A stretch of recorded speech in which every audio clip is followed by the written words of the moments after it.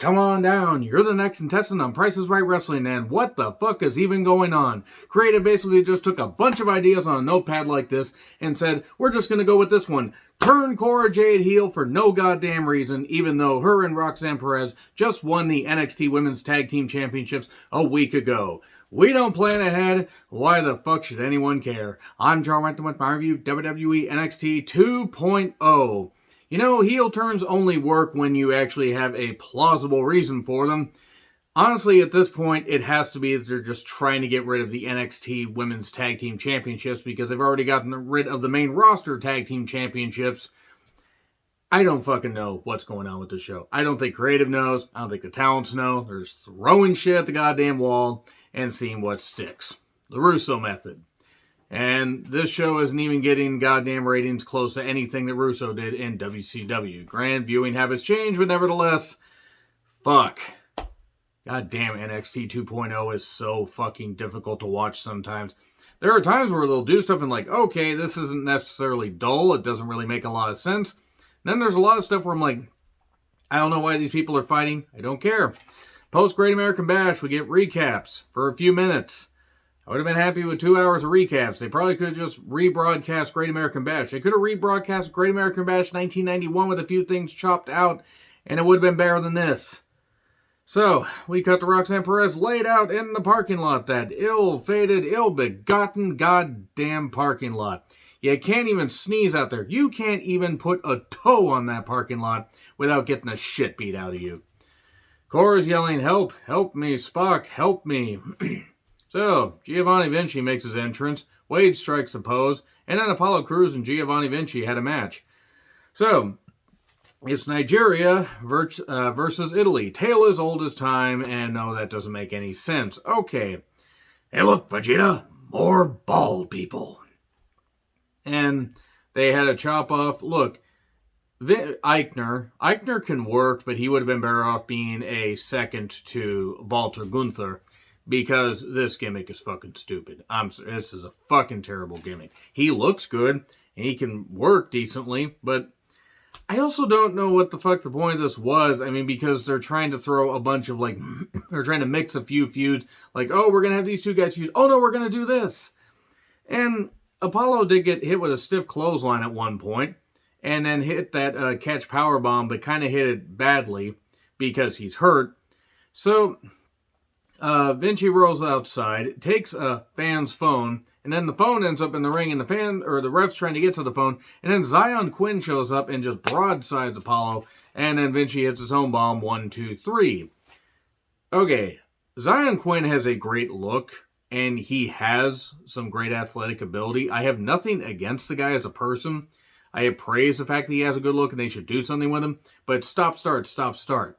They had that thing with Elektra Lopez, my goodness. That didn't really go anywhere. They had that feud with Wes Lee that kept getting stalled and then didn't really necessarily go much of anywhere. They don't seem to understand what to do with him. I'm not saying he would even be a singles champion, but he could be a good bodyguard. He has potential to be something, and they're just having him do this stuff, and he'll probably lose to Apollo. Like, at the point, he's just going to end up being a loser, and it's not going to be a good look. Apollo lost, by the way, which, okay, that's fine. Apollo had been losing a whole bunch anyway on Raw, so nevertheless, we'd especially been losing a lot since losing the Intercontinental Championship. But yeah, there we go. We have then Mackenzie Mitchell with Cora. She's fired up Toxic Attraction. This has their name written all over it. No, it didn't. They did not use lipstick. They did not use spray paint. That's not how things work. Those three bitches will have hell to pay. Ooh, she mentioned somebody having a hairpiece. Oh, wait, that's hell to pay. So, earlier today, Tiffany Strattonstone was at a salon. I don't know why this was happening. And then in the next segment, Grimes is here to address his future. He doesn't know what to do. He feels that even though he does his best, he will wind up being a loser. And then Jordan Devlin Donahue shows up. Look, he should not knock anybody while wearing that shirt. If you're going to show up wearing that shirt, you better be tough. And he literally looks like if Megamind had a bigger forehead. It's frightening. So they get in a brief brawl. I have no desire to see Jordan Devlin on my television. He has not been interesting for a few years. Like, the guy can work. He has no personality. The Creeds and Kemp are talking. Kemp wants to run it back because he was pleased with the match, even though he wanted to win. And then Roderick Strong, stop having Roderick Strong cut promos. He's going to face Kemp next week. Stop having Roderick Strong cut promos. I don't know why they have fire extinguishers, Chance and Carter. I don't know why Grayson Waller is here. He blames Wesley, and they're going to have a feud, no doubt. Waller can work. It's almost frustrating how good he actually is in the ring, but I don't want to fucking see him. A lot of bad gimmicks on this goddamn thing. People are just loud, annoying, or they have gimmicks that just make no sense. Caden Carter with Katana Chance took on Tatum Paxley. Alright, Ivy Nile comes down to encourage Tatum. Look, Tatum's trying. She's getting better. Caden has some good fire. Hit a nice twist into a variation like on a bow and arrow lock, which was pretty damn good. And then Tatum gets to the ropes, but then hits an inside cradle. 1, 2, 3. Okay. And Ivy's pleased with her. Looked very pleased with her. Like, are they going to fight or fuck? So anyway, Joe Wayne Gacy and the Velvet Guide, now known as the Schism, they are no longer the dyad, the dyed eggs, whatever the hell they were. These guys are going to reveal who they are, and a cleansing will happen next week. Oh boy, that's exactly what I want to fucking see on my television program. You know, when wrestling's involved, I want to see two guys reveal themselves in a cleansing. That doesn't sound bad. So, Sangha, Valentina, and Ulissa, I think are their names. They're watching Sangha do the cannonball last week, and then Dookie Nukie Hudson challenges to a new match. Briggs and Jensen, and Fallon Henley apparently owns a bar, or her dad owns a bar, or whatever. I don't know, I don't care. Pretty Deadly Glory show up. I want to know what ancient Taiwanese curse I wrought that would actually warrant me having to put up with this segment and put up with this feud. I don't like Pretty Deadly Glory. I don't care how good they are in the ring. No, boy, get the fuck away. Sangha then beat Dookie Nukie Hudson pretty quickly. I mean, Duke hit a few good moves. He can work, but they just do not care about him. Sangha twirls his mustache, does not put a woman on the railroad tracks, and hits the chokeslam 1, 2, 3. Why is Von Wagner here? Why is Von Wagner talking? God damn it, Wayne Blumo, you had to... Never mind. I'm sure he's a nice guy, just can't fucking wrestle at all. Solo Sikoa shows personality. He says, you try that on me. And Solo actually can talk pretty good. Solo is way too good to be in NXT 2.0. Mackenzie then flat out accuses Toxic Attraction of taking out Roxanne Perez. They deny it. They're like, no, we didn't. I mean, and they actually didn't. Solo Sikoa beat up Heavy Metal Von Wagner, and Heavy Metal Von Wagner started to beat up Solo Sikoa. You know, Von Wagner reminds me of Eric Watts had less personality, and just for clarity, Eric Watts didn't really have a lot of personality in wrestling. He never hit Samoan in the head. Trust me on that. They get a double count and they keep fighting. They keep fighting. Oh my God, do they keep fighting. So Hayes and Tricky Ticky Williams have a bunch of women. They take them up to a penthouse. I like Hayes. Trick has personality. Okay. I mean, Hayes is another guy that's a little bit too good for NXT 2.0. He's going to be somebody. They better not fuck him up. He's somebody. He needs to come up with another finisher than that leg drop off the top of his spine. He's going to hate him in 5 to 7 years. But he's good. He's really good. Did Lash Legend steal Lisa Left Eye Lopez's look, is what I actually said. It's not that Lash doesn't have a good look. She actually has a very good statuesque look. I just meant the shades and the hair. And it would have to be Lisa Left Eye Lopez before she took that ill-fated trip to Central or South America. I forget which. Oh no, there's a bat. It's St. Elbo's Fire. I don't even have the energy to make the reference properly. So Lash didn't see the bat on the basketball 10 feet away. Literally 10 fucking feet away. Nobody possesses object permanence here. Chase University was in London. For fuck's sake, why? What did I do to deserve this? Why? Chase, Andre Chase, Bodie Gunn, and Thea, whatever, Hale, I think that's her last name. I don't mind giving people personality, but can you make the segments less shit? Also, they flew them over there to London to do this.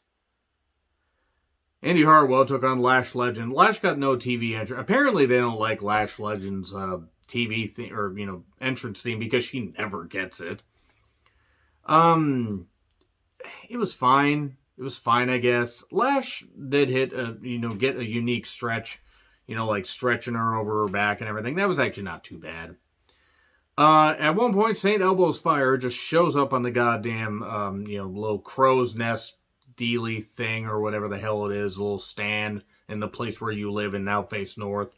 She's just staying there. Her Titantron actually, played, along the screens and everything. And oh no, there she is holding a basketball, but she's a number of feet away, so it's not like she could do anything. She could throw the basketball at Lash. But then Indy takes over, slips off the ropes, trying to do that elbow or whatever it is she does. Really hurts herself. Ooh, that was ugly. I hope she's all right. Got to roll up 1, 2, 3, but she was like, ow, ow, ow, ow, ow. And I mean, that's, I don't know what the hell she jammed. I hope it's nothing major. I hope she didn't tear anything. I just hope it's all right. I just hope it's a little bruising. Give her a couple weeks off, and hopefully she'll be all right. But then St. Elbows Fire chases Lash around. Okay, I'll say it once. St. Elbows Fire chases Lash around. Does this count as a hate crime if somebody is Scottish chasing the black person? Inquiring Orlando police people want to know. So various women talk about Roxanne Perez. I think it was Santino's daughter. By the way, one quick thing. Fuck Santino Marella for booking Marty Scurll.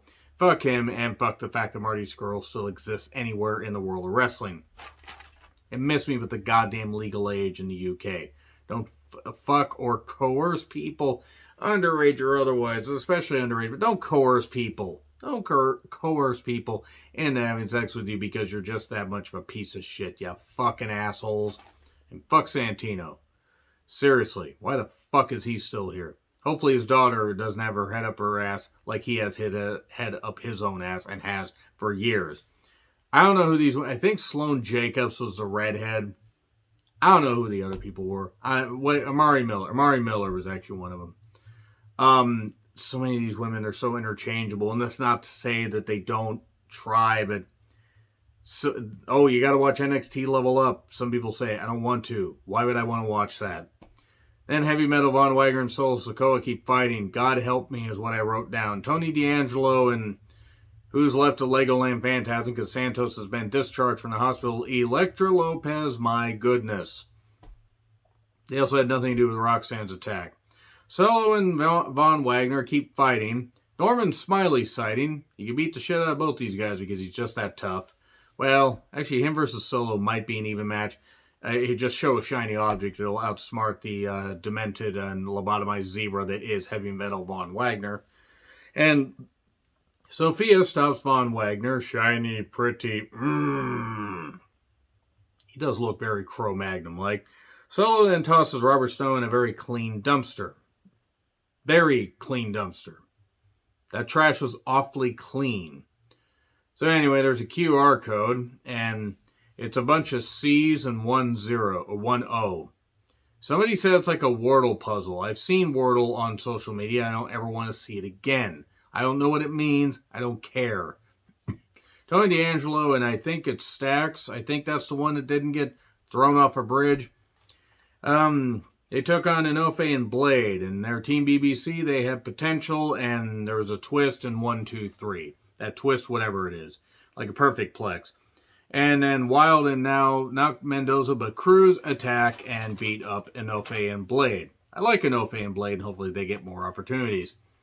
Nikita just standing there, which is all she needs to do, because whenever she talks, I start to wonder if, well, I don't know if English is maybe her second language, or if anything on Earth is her second language. She just doesn't sound natural.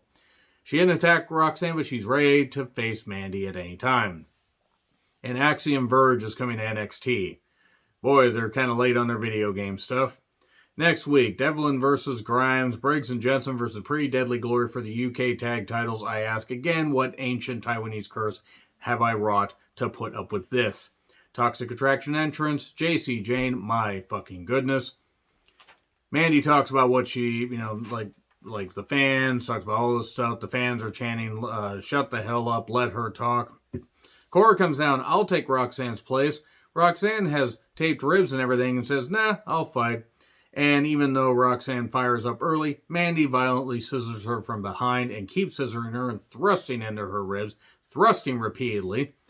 And then eventually Roxanne fires back, takes out the members of Toxic Attraction, hits Pop Rocks, the Code Red on the outside. And then a long delayed thing where Mandy got in the ring, the ref could have counted to 50 and been in his goddamn car by the time that was it. But nevertheless, JC Jane's doing the distraction, and suddenly Cora Jade takes her NXT Women's Tag Team title that she just won with Roxanne a week ago, hits her in the goddamn back, and then Mandy hits the kick 1, 2, 3.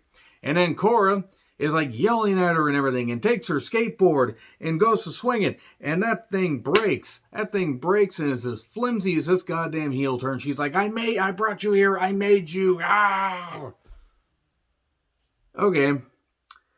Alright, so let's just process this for a second. Here's how this heel turn could have worked if they had lost the tag title match last week. Okay, Roxanne's like, I'm still going to go for that. And Cora feels left behind and beats her. Okay, that still wouldn't have made that much sense.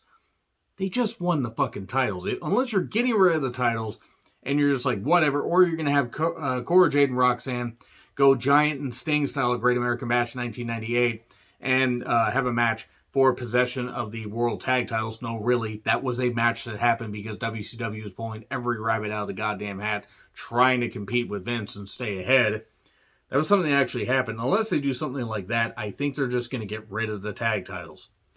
Because realistically, they haven't meant much of anything for a while, even though various teams have tried. This made no goddamn sense. And Cora Jade as a heel, I'm not saying that Cora couldn't be, a badass and couldn't try to do stuff, but Cora hasn't really been that established as a face. She needs work. I just don't know what the fuck they're doing. I don't think they know what the fuck they're doing. And I pretty much have they basically took their ideas. They said, we're just going to do this. We're going to take every idea, we're going to crumple it up, and we're going to throw it, and we're just going to throw it in the trash. We're going to set the trash on fire, and then we're going to clean the dumpster out. We're going to throw Robert Stone in it. Throw every idea in there. Throw NXT 2.0 in the goddamn dumpster. Burn it down and start over. Or take it off of USA Network, put it on the cock, because it should not be on cable television. This was bad, but we here at Price is Right Wrestling would like to remind you to control the pet population. Have your pets spayed or neutered. Goodbye, everybody.